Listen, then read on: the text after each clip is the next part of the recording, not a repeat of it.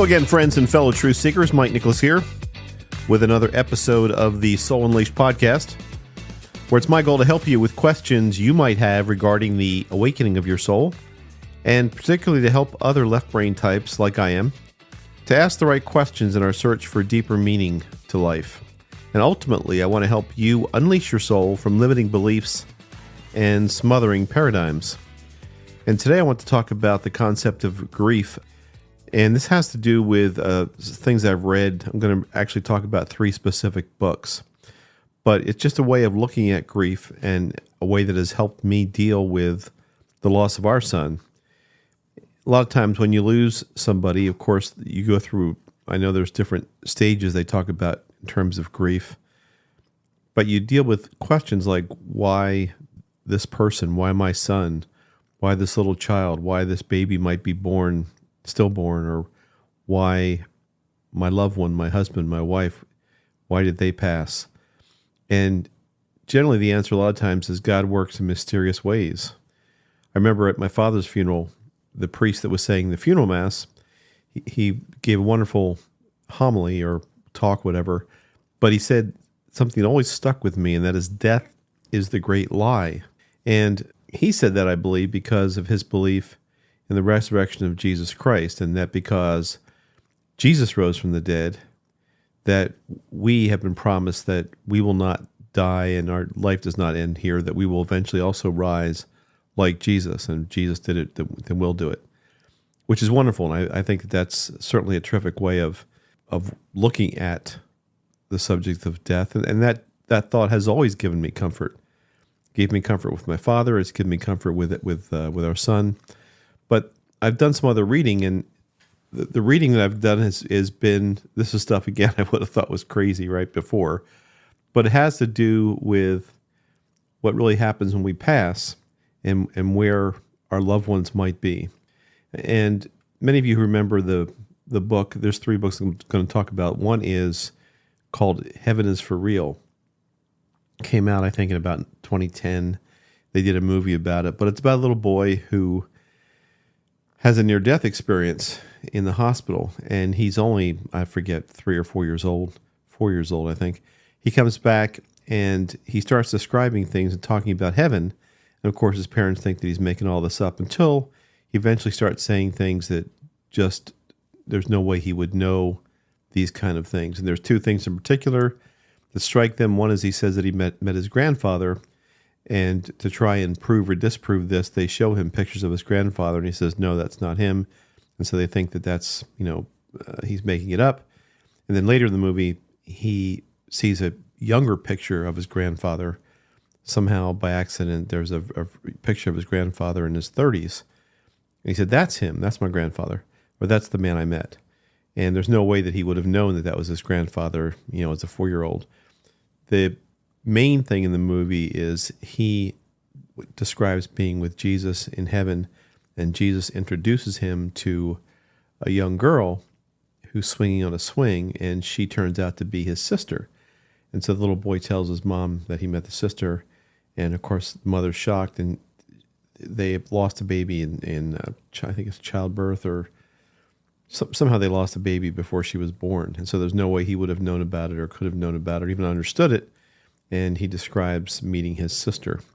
So I found that movie very emotional. And I saw that movie, obviously, back when it came out, before we lost our son.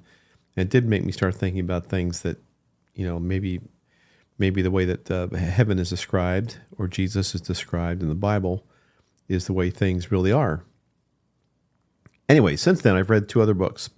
I've read a lot of books, but 2 that deal with this. One is called The Seth Material, and this is by Jane Roberts.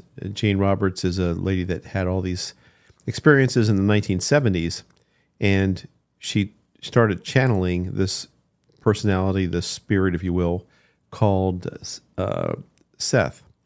And this person, she's written, I don't know how many books, 3, 4, 5 books about the things that happened. She told seances. She never wanted this. She's not the type of person that wanted any type of fame or notoriety, but her husband took notes all the time she was going through this. Anyway, this book has resonated with me because Seth has talked about a very interesting concept. And I don't know if I'm trying to go through this and learn as I go through this experience and share this with you, but I don't know if I understand. I certainly don't understand it, but believe it. But it's this person, this entity describes our passing as an experience where we go into this other dimension or this other realm. But the point is that we're going there for healing and for rest and restoration until we decide to return as part of this adventure on Earth. He also doesn't describe anything like karma or where you've got to work out issues and come back again and work out issues or be punished for something else. He discounts that whole karma idea too. But what he says, which is really interesting, is you see what you expect to see. So we've talked before about manifesting here on Earth, and that we manifest things and that our thoughts become things. And so our life, we're acting out our lives right now the way that we think about them. Our past thoughts are now the things that we're experiencing. And we have the ability to create with our own thoughts for the future of the reality that we want. That's a whole different subject, and some cool things have happened with me, and I am very much interested in that. But I never really thought about what happens in death. And Seth basically said, you see what you want to see. So if you're expecting to see Jesus Christ and the apostles when you pass, that's what you see. That's who you're greeted by. If you expect to see your loved ones and your relatives, that's who you're greeted by. If you expect to, see something bad or horrible, hell or Satan, that's what you'll see or experience. And that's a very interesting, unusual concept. He says it in one of his discussions with Jane Roberts in the book called The Seth Material. He describes how he has appeared as St. John the Evangelist to a woman. There's a woman who's suffering in the book, and Jane is talking to her husband, and her husband is explaining this woman, I think she's in a coma. Seth is telling this husband that, the body is done when we get sick like this and our body's no longer useful. She wants to get rid of the body as quickly as possible. And that he, Seth, had appeared to her as St. John because that's who she expected or wanted to talk with. And it made her feel better and more easily able to adjust on the spirit side. So really fascinating. I've seen that someplace else. I can't remember what other books I've read that in, but definitely the Seth Material. And I'll put the references to these books in the show notes.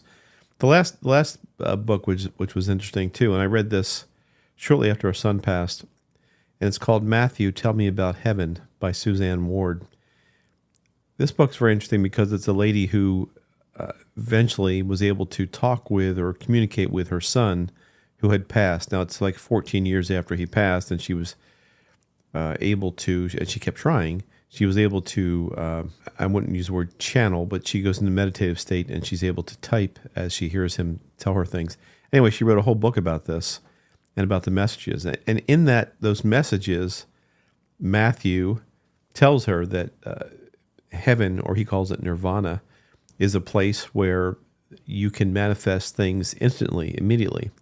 So everyone there is happy, and all they're about their mid-30s, and if you get there old, you wind up, if you pass when you're old, you wind up with a perfect body around 30, and you can look any way you want, and you can choose to look any type of life that you lived on Earth, and you live thousands of lives. You could be anybody. And one of the questions the mother asked was, well, how will I know you when I get there if you're not looking like Matthew? He said, you know me right away because of the energy of my soul. And I've heard this other places too, that there's an energy that we recognize other souls with. And that's why whatever lives we have together, no matter what our relationships were, you recognize each other in the afterlife. So yes, all this is really weird stuff, but I just found it fascinating. And what's cool about this little adventure that I'm on is the books themselves. The Seth books were published in 1970. I think one of the later books was published in 78, 79. 81. She published for quite a long time. Jane Roberts did. She's gone now. Suzanne Ward was published in 2020, and Heaven is for Real was 2010. The themes are relatively consistent. I find it hard to believe that they all got together and said, hey, let's describe heaven this way. Let's describe the afterlife this way. They are consistent in terms of how they describe the experience of what the next phase of our soul's journey might be. So, and of course, many people would say to me, I'm afraid that, hey, Seth is a demon and he has taken over poor Jane Roberts' body, and you're listening to a demon.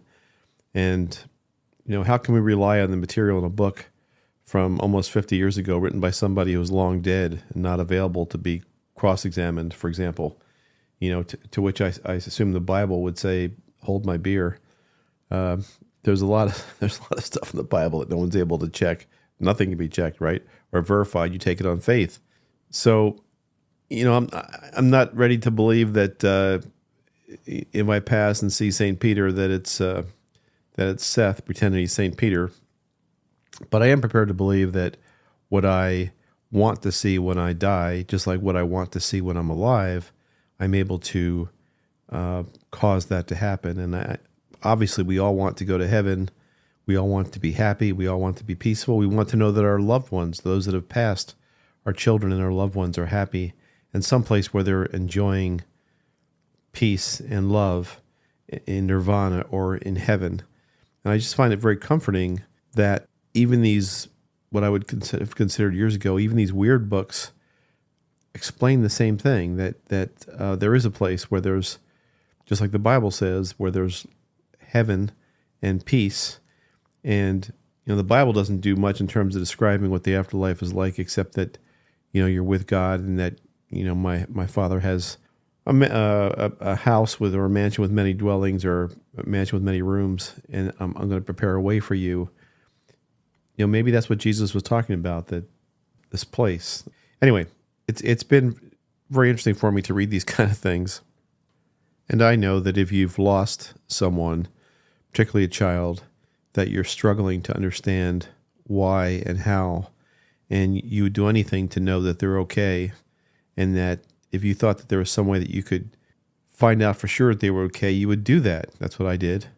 And I'm happy and convinced that our son Matt is someplace where he's safe and happy and able to actually communicate with me. That's a different podcast, but I have experienced what I believe is the opportunity or the ability to at least understand things from him. Anyway, that's all for this week.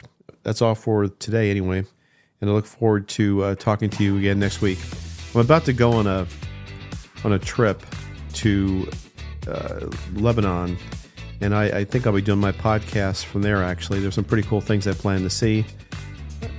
Also, ancient and spiritual, and I want to also include those in my podcast for next week or so. Thank you. Talk to you later. Bye-bye.